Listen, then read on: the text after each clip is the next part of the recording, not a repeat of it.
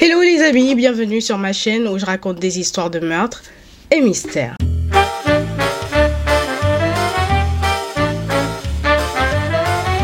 Pour les nouveaux, bienvenue, je m'appelle Osnel et je suis là tous les mercredis et les samedis pour vous raconter les histoires les plus sordides, les histoires les plus what the fuck qui existent dans ce monde. Alors avant de commencer, si tu passes par là et que mon contenu te plaît, n'hésite pas à t'abonner, à activer la cloche de notification et surtout à venir me suivre sur Instagram. Alors petit disclaimer avant de commencer, je tiens à vous rappeler que ce contenu s'adresse à un public averti. Ce contenu est déconseillé au moins de 12 ans. Alors avant de commencer la vidéo d'aujourd'hui, je tiens à vous souhaiter une très bonne année 2023. J'espère que cette année sera une année de dingue pour vous, une année de réalisation de vos projets, de concrétisation de tout ce qui existe comme projet dans vos vies. J'espère que cette année sera une année de réussite, que tout ce qui est maladie, machin truc, s'éloignera au maximum de vous et de vos proches et que la guérison entrera dans la vie des malades, de tout un chacun. J'espère pour moi aussi, du coup. Mais surtout, j'espère que cette année nous éloigne encore un peu plus de l'année de taré qui a été 2020. Alors ça fait, entrons dans le vif du sujet d'aujourd'hui. Aujourd'hui, nous allons parler d'une affaire qui est assez récente. Nous allons parler de Paul Anderson. Alors cette histoire débute avec Lawrence Paul Anderson, un homme de 42 ans qui vivait dans l'Oklahoma. Alors Lawrence avait déjà fait de la prison, il avait un casier judiciaire long comme le bras, il avait déjà fait de la prison par exemple pour possession de drogue, deal de drogue, etc. C'est ainsi qu'en 2017, après une libération conditionnelle assez brève en quelque sorte, Lawrence va retourner en prison tout simplement pour non-respect des conditions de sa libération conditionnel. Son passage devant chez le juge qui devait déterminer en quelque sorte s'il fallait lui laisser une seconde chance ou s'il fallait qu'il retourne en prison. Je parle bien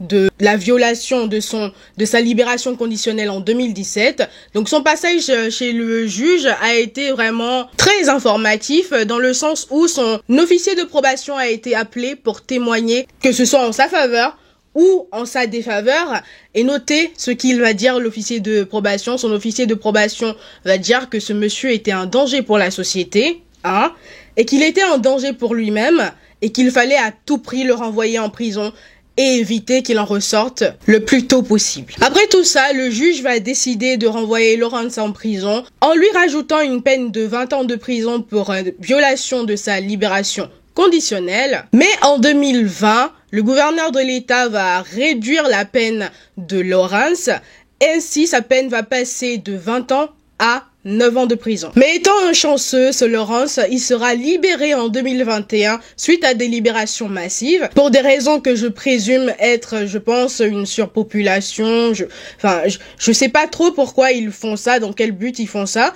mais apparemment ils décident des fois de libérer une masse en fait de prisonniers par moment pour des raisons donc franchement je sais pas, mais je présume du coup que ça devait être tout simplement que la population carcérale était impossible à gérer. Enfin, ça c'est mon avis, mais franchement, j'ai pas réussi à trouver les raisons pour lesquelles il faisait ces genres de libérations massives. Mais vu le pays qu'est les États-Unis et le nombre de crimes commis par jour, la seule explication que je vois, c'est tout simplement une surpopulation des prisons. Alors, dans son dossier de prisonnier, Lawrence a tout simplement indiqué que s'il sortait de prison, qu'il allait habiter chez son oncle et sa tante, alors que ceux-ci n'étaient même pas au courant qu'il avait mis ça et qu'ils étaient apparemment garants en fait de sa liberté conditionnelle éventuelle. Enfin, je trouve ça tout simplement dingue. C'est ainsi qu'après sa libération le 18 janvier 2021, Lawrence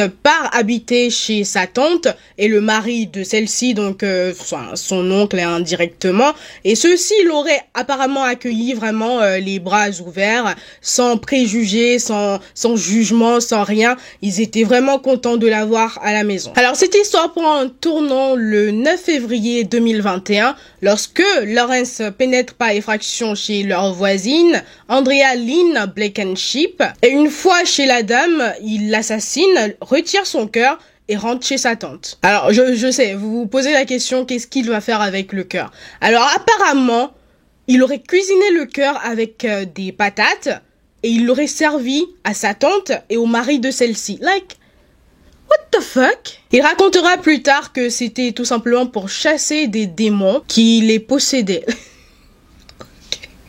Cette histoire est trop dingue pour moi, j'abandonne. Alors personnellement, je pense que soit ce mec était un déséquilibré, ce dont je doute fortement parce que on ne devient pas fou au moment de commettre un crime, et puis après on redevient lucide, soit il a consommé de la drogue, et personnellement je me pencherais plutôt pour la deuxième option, franchement. Alors après leur avoir servi le cœur avec des patates, il va poignarder son oncle ainsi que sa tante, ainsi que la petite fille du couple qui était venue passer quelques jours chez ses grands-parents. Alors le mari de sa tante éventuellement va mourir sur le coup, mais sa tante et la petite fille auraient survécu mais étaient vraiment dans un état très critique. Mais la petite fille va décéder quelques minutes après l'arrivée des secours sur les lieux. Alors si vous vous demandez qui a réussi à contacter la police, c'est tout simplement sa tante qui a vraiment, avec beaucoup de difficultés, réussi à joindre le téléphone, à rejoindre, le téléphone et à contacter les secours. Alors apparemment, après les crimes, Lawrence aurait vomi sur la scène de crime, mais il a été très rapidement appréhendé le soir même et il n'a pas tardé à avouer ses crimes. Mais le truc, c'est qu'au lieu d'être embarqué éventuellement au poste de police pour être mis en garde à vue, Lawrence a été emmené à l'hôpital parce qu'il avait une énorme blessure à la main qui nécessitait une opération, une intervention chirurgicale. Donc il a été très rapidement opéré. Puis le cadavre de la voisine sera découvert 2 jours plus tard après que Lawrence ait lui-même avoué aux officiers de police de se rendre chez leur voisine,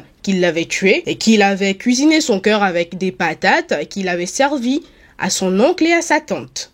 Donc vous imaginez, hein, ils ont retrouvé le corps de la dame éventuellement, mais aussi ils ont dû saisir tout ce qui était casserole, etc., etc., parce que c'est des ustensiles éventuellement qui vont en quelque sorte servir à l'accusation, donc logique, ils ont tout saisi. Alors, éventuellement, après son opération chirurgicale, ils ont attendu qu'il aille un peu mieux. Et ensuite, il a été incarcéré, puis le procureur a pris une décision parce que, logiquement, lui-même, il a tout avoué, donc je vois pas ce qui aurait, il y a eu éventuellement une enquête, mais c'était pas non plus quelque chose de trop poussé, parce que tout simplement, il a avoué ses crimes. Donc, le procureur a décidé tout simplement de l'inculper pour des chefs d'accusation de meurtre au 1er degré, de coups et blessures avec une arme mortelle, et de mutilation. Donc après ça, éventuellement, son avocat, qui compte en quelque sorte le faire passer pour fou, a demandé une évaluation psychiatrique, psychologique, pour déterminer en quelque sorte s'il est capable d'être jugé ou pas. Donc on attend éventuellement le résultat des experts. Mais après ça, éventuellement son avocat a fait un dépôt de dossier pour une libération conditionnelle en quelque sorte, ce que le juge a fermement refusé. Et apparemment, Lawrence lui-même aurait recommandé au juge de ne pas le libérer sous caution, en quelque sorte, qu'il ne veut pas être libéré sous caution. Donc faut vous rendre compte que ce monsieur sait qu'il a fait quelque chose de mal et soit il le regrette, je sais pas s'il le regrette, mais il est conscient qu'il a fait quelque chose de mal en quelque sorte. Donc que son avocat essaye de me dire que il est fou, on n'est pas bête, hein, Jacques, on n'est pas bête. Mais bon, on attend le résultat des experts. Je ne vais pas me prononcer en mode je pense ci, je pense ça. Il est présumé encore innocent, on attend le procès. Mais cette histoire est juste dingue, quoi. Mais c'est dingue. Donc éventuellement, Lawrence est en attente de son procès.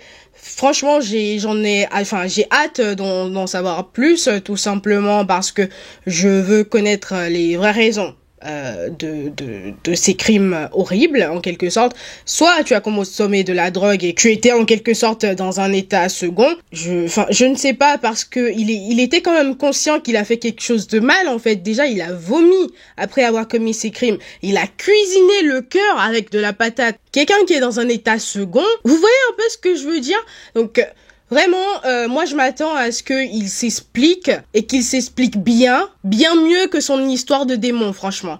Bien mieux que ça.